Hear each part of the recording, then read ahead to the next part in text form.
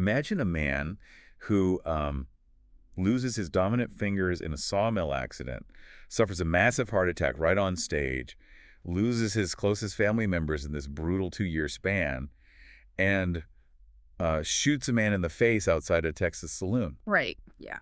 Now imagine that exact same man writing country music so delicate and, so profound that Kris Kristofferson compared his lyrics to the books of Ernest Hemingway. And Bob Dylan actually specifically name-dropped him in a song. Exactly. I mean, the contradictions are just staggering when you lay them out like that. Oh, absolutely. It sounds less like a real biography and more like, I don't know, a myth that was engineered in a lab to create the ultimate country music archetype. Yeah, like you'd think this guy was a fictional character invented just to sell records. Completely. Well, welcome to today's Deep Dive. I am your host, and sitting down with me is our resident expert. And today we are digging into the life of the late, great Billy Joe Shaver. Thanks for having me. And for everyone listening, our mission here today is to really strip away those tall tales, right? We're relying on biographies, interview transcripts, session notes. We want to understand the actual human being here. Because his real-life losses, the excesses, and just his undeniable grit, they birthed some of the greatest songs in the English language. Right. I mean, praised by Johnny Cash, Elvis Presley. This isn't just country music trivia for you to listen to. It's the story of an artist whose life was as extreme and uncompromising as his art. Okay, let's unpack this. Because to really figure out where that baseline of sheer stubborn survival comes from, you just have to look at his childhood. Oh, yeah. The hard-scrabble Texas dirt he came from. Right. So born in Corsicana, Texas in 1939. And he was raised early on by his grandmother because his mother, Victory, had to work in Waco at a local nightclub just to support them. And that's actually crucial because that Waco nightclub is where a young Billy Joe gets his very first exposure to country music, tagging along with his mom to work. It's just the quintessential tough origin story. It really is. I mean, formal education wasn't really an option for him. His grandmother passes away, his mother remarries, and he ends up leaving school after the 8th grade. Wow, 8th grade. Yeah, he goes right to work picking cotton with his uncles. He does occasionally go back to school purely to play sports, but the traditional track is just gone. Right. And then on his 17th birthday, he joins the U.S. Navy. Just jumping right into it. Exactly. And when he gets out, he works this string of highly physical, dangerous jobs.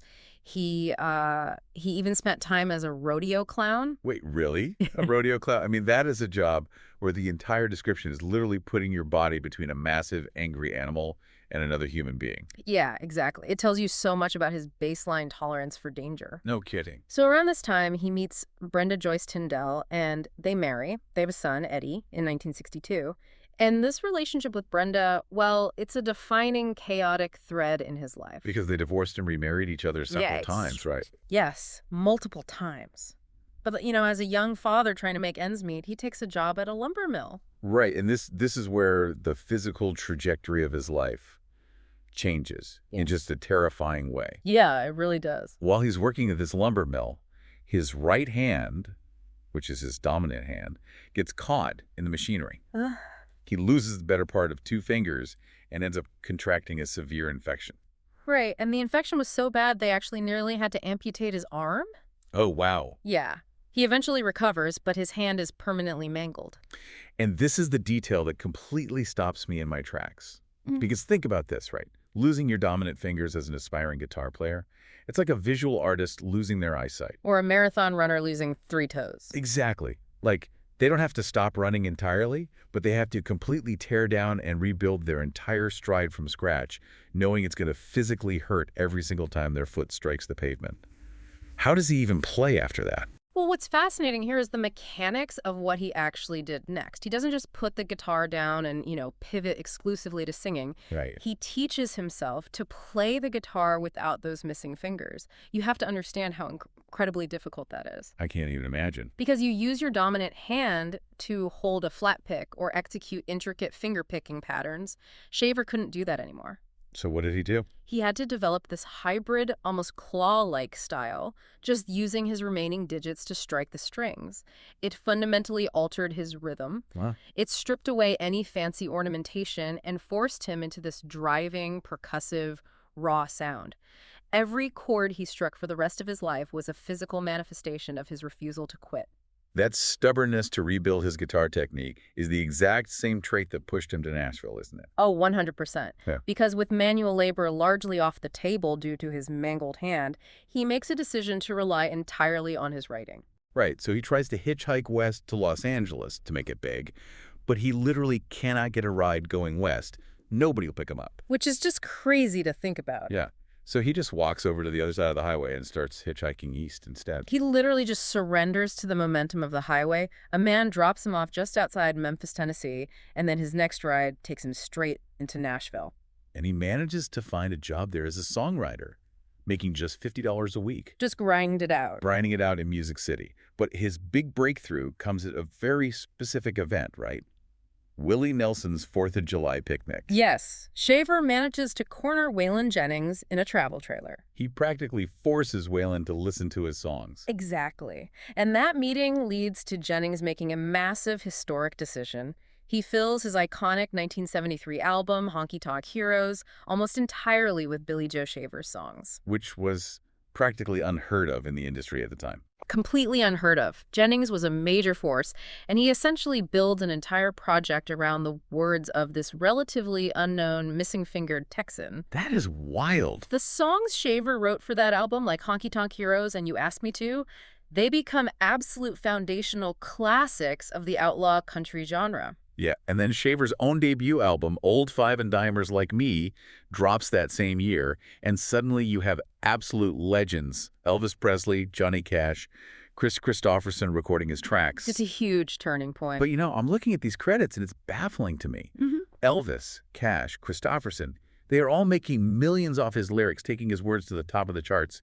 Yet Shaver's own solo career as a singer is just stalling out. Yeah, his first few record companies actually folded. Right. So my first instinct is to blame Shaver. Like, was he self-sabotaging? Did he refuse to play the Nashville game? Or did the record executives actively shut him out because his voice was genuinely unmarketable? Well, it wasn't that his voice was bad. It was the mechanics of the 1970s Nashville sound. You really have to look at what the mainstream industry was producing at the time. Okay. This was the countrypolitan era.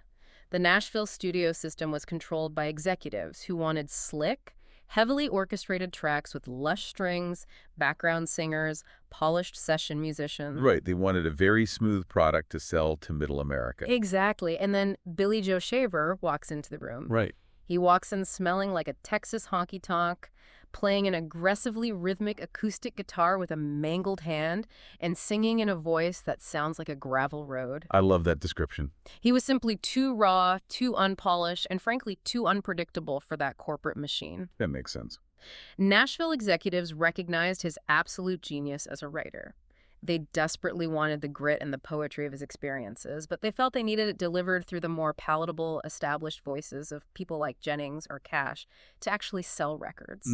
Shaver was providing the raw source code. He was out there living the messy, dangerous life that the others were translating to the masses. That source code of a hard-lived life totally made him a legend, but the collateral damage of living that way eventually comes due. It always does. You can't live on the edge forever without falling off, and for Shaver, the bill came due all at once in the late 1990s and early 2000s. Yeah, the sequence of tragedies he endured, I mean, it would permanently break almost anyone else. Absolutely. In 1999, he loses his mother to cancer, and then that very same year, he loses his wife, Brenda, also to cancer. Wow. And as I mentioned earlier, Brenda was his anchor, despite their incredibly turbulent multi-marriage relationship. To lose both of the foundational women in your life in a single year is a staggering blow. And then it doesn't stop. The very next year, December 31st, 2000, New Year's Eve, his son, Eddie, dies at age 38. Yeah.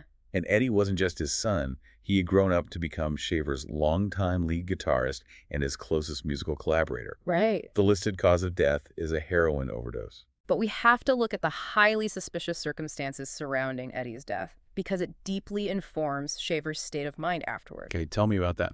Well, the sources indicate that Eddie's face was severely bruised, looking like he had been beaten or punched multiple times before he died. Oh, man. Furthermore, the daughter of an Austin police officer was reportedly at the residence at the time of the death. Which introduces a whole new level of trauma. I mean, it's not just the profound grief of losing your child to addiction. It's this dark, unresolved mystery. Exactly. Like, was there an altercation? Was there a cover-up? It denies Shaver any sense of closure. Precisely. It leaves him with a profound, unresolved rage and a sense of deep injustice. He loses his mother, his wife, and his only son and creative partner, all within roughly 2 years. 2 years. You cannot overstate the psychological weight of standing on a stage without the son who used to play every guitar lick right next to you. And then, as if his physical heart literally couldn't take the weight of that grief anymore, his body gives out.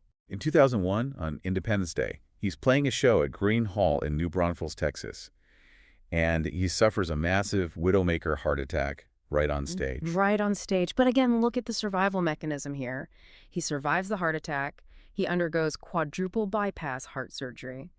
And he comes right back in 2002 to release a new album called Freedom's Child. It's unbelievable. He takes that almost biblical level of suffering and channels it directly into the studio. There is a song he and Eddie had co-written before Eddie died called Live Forever.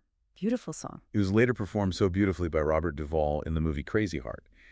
And when you think about the mechanics of that song, singing lyrics about living forever, about crossing over and leading children safely to the light, and you realize Shaver is now singing those words alone on stage after losing everyone. Yeah. It completely reframes the track. It transforms it from a standard country song into a desperate, beautiful plea for spiritual survival.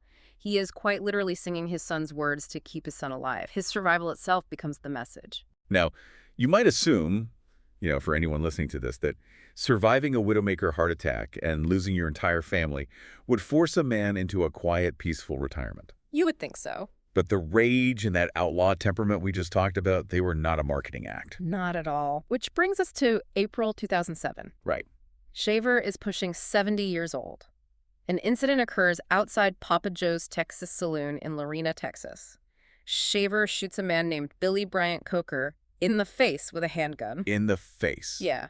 Coker incredibly survives. The injuries weren't reported as life-threatening. But the dialogue that witnesses overheard in the parking lot is straight out of a Quentin Tarantino script. It really is. Witnesses report hearing Shaver ask Coker, "Where do you want it?" Wow. Then the shot is fired. And then Shaver is heard saying, "Tell me you were sorry," and "No one tells me to shut up." I mean, you can't make this up. Coker told police the attack was entirely unprovoked. Shaver's attorney, however, declared it was self-defense, stating that Coker was aggressively drunk and had threatened Shaver with a knife. Right. But Shaver himself was incredibly blunt about his own motivations later on. In a 2014 interview with NPR, he flat out said he shot Coker because the man was, quote, such a bully. Oh, wow. His exact uncensored quote from the interview was, "I hit him right between a mother and a fur." Oh, my goodness. Yeah. He essentially explained that after he shot him, Coker dropped his weapons and apologized, and Shaver told him, "Well, if you had said that inside, there would have been no problem." And the aftermath of this shooting is absolute chaos. He turns himself in at the McLennan County Jail, posts a $50,000 bond after just 1 hour, and then goes to play a scheduled gig at Waterloo Records in Austin that exact same night. Just hours later. He's up on stage, having just bonded out for a shooting, telling the crowd, "Don't forget to pray for me and tell your kids to pray for me too." Wild. He ultimately goes to trial and is acquitted of aggravated assault in 2010, and who is sitting in the courtroom gallery for support. His friends Willie Nelson and Robert Duvall. But I have to ask you about the psychology here. Was life imitating art? Did he shoot a guy in a bar parking lot just because he felt he had a psychological obligation to live up to the Billy Joe Shaver Outlaw brand? It's a fascinating question, but the sources point to the opposite. He wasn't trying to live up to a brand. The brand was simply an accurate reflection of the man. The line between the man and the myth just didn't exist. Right. This incident literally became music itself. It inspired a Texas-based musician named Dale Watson to write a song titled "Where Do You Want It?" It proved to everyone that Shaver wasn't wearing some rhinestone cowboy costume that he took off at the end of the day. Yeah. The violence, the unpredictability, the strict personal code of honor, it was all rooted in his actual temperament. It's fascinating how culture responds to that level of unfiltered reality. The very things that made him a commercial liability to record executives in 1970s Nashville made him an absolute icon in his later years. Oh, for sure. Because eventually authenticity becomes the rarest currency of all. Yeah. He actually finds a secondary career in Hollywood. He takes an acting role opposite his friend Robert Duvall in the 1996 film The Apostle. Great movie. He has speaking roles in Secondhand Lions and The Wendell Baker Story. He even co-stars with Bill Engvall and Billy Ray Cyrus in a made-for-TV movie called Bait Shop. It's so interesting that Hollywood, an industry built entirely on make-believe and lighting and scripts, became so obsessed with him. Right. Directors like Robert Duvall didn't cast Billy Joe Shaver to, quote-unquote, act. They put him in movies like The Apostle, because you cannot teach a trained Hollywood actor to replicate the look in the eyes of a man who has lived through what Shaver lived through. Exactly. They wanted his craggy, unvarnished reality right there on screen. Yep, and that same reverence for his undeniable truth led to an incredibly unlikely friendship with the comedian Norm Macdonald. Wait, really? Yeah, Norm was a massive, avid fan of Shaver. He praised Shaver's songwriter constantly on his own podcast, and he even opened his memoir, based on a true story, with a quote from one of Shaver's songs. That is so random. I know. Shaver eventually appeared as a guest on Norm's Netflix show, too.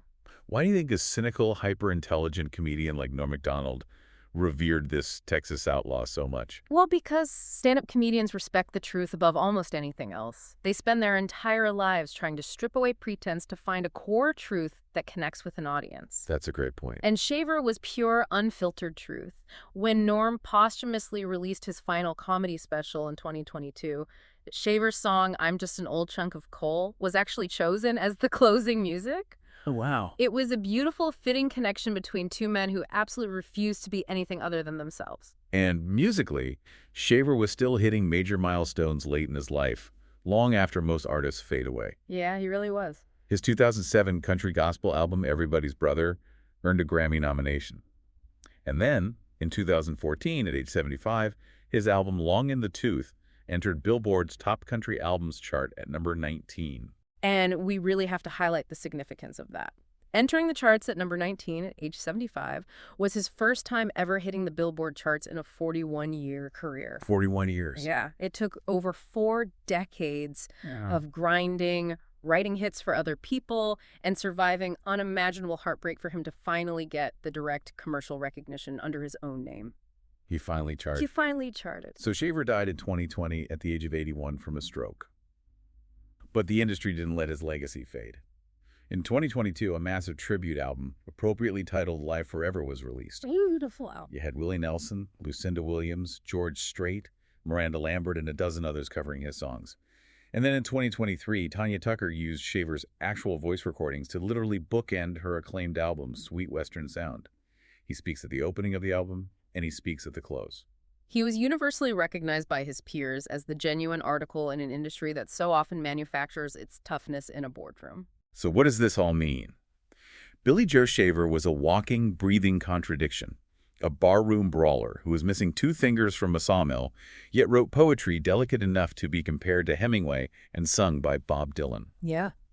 He was a man who experienced the profound grief of losing his entire family, survived a literal onstage heart attack, shot a man in the face, and never once stopped writing about finding the light at the end of the darkness. And the final thought for you to consider as we look at the scope of his life is the enduring power of those rough edges. Right. In an era where everyone is carefully curating a perfect personal brand, smoothing out all their flaws for public consumption, Shaver's legacy proves the exact opposite. It really does. It proves that it's our deepest scars, whether literal, like a mangled hand from a lumber mill, or emotional, like the unresolved grief of losing a child, that actually allow us to connect with others. Wow. Those scars and an uncompromising willingness to share them honestly are what become our greatest, most lasting work. You cannot put a polished veneer over a real messy life, and honestly, you wouldn't want to. Thank you for joining us on this deep dive into the life and legacy of Billy Joe Shaver. It's been great. Do yourself a favor today, go listen to his song Live Forever, and we'll see you on the next one. But before we go, I want to leave you with this. What piece of your own messy, unfiltered life might be the very thing that connects you most deeply to the people around you? Think about that.